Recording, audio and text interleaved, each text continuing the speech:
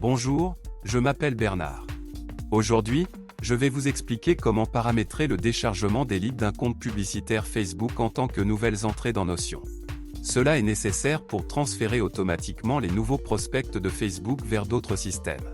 Par exemple, dans Notion, vous pouvez ajouter de nouveaux enregistrements, il est pratique de les stocker, de les traiter et d'interagir avec eux de toutes les manières possibles à l'avenir. Passons maintenant à la configuration. Vous devez d'abord créer une nouvelle connexion. À ce stade, vous pouvez utiliser l'un des modèles prêts à l'emploi pour les systèmes vers lesquels vous pouvez transférer des données. Dans ce cas, nous devons sélectionner le modèle de système Notion. À ce stade, vous devez connecter votre compte Facebook au système SaveMyLead.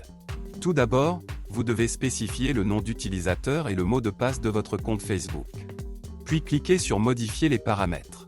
À ce stade, vous voyez toutes les pages publicitaires auxquelles vous avez accès. Je vous recommande de cocher toutes les cases à la fois afin de pouvoir travailler avec elles à l'avenir.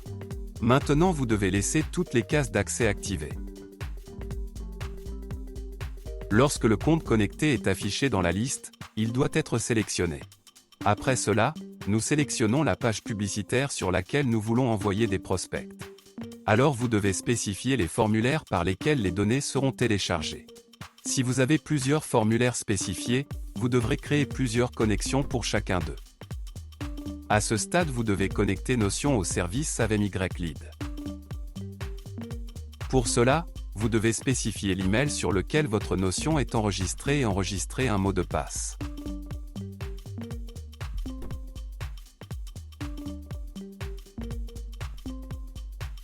À ce stade, vous devez sélectionner les pages auxquelles vous accordez l'accès à SaveMyLead.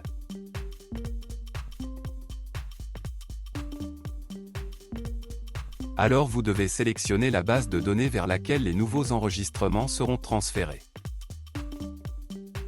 Maintenant vous voyez les champs que vous avez configurés dans la base de données.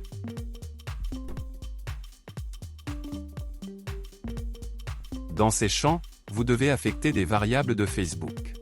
Pour cela, cliquez dans le champ et sélectionnez une variable dans la liste déroulante.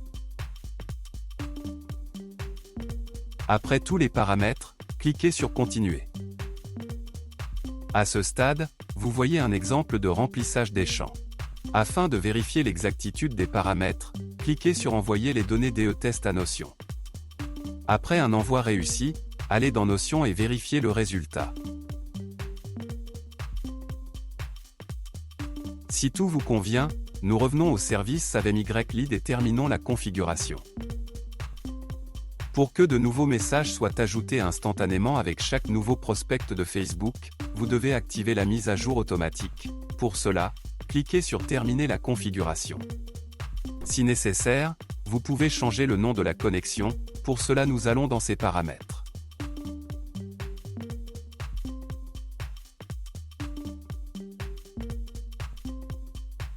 C'est tout, je vous souhaite des réglages d'intégration réussis et bonne chance.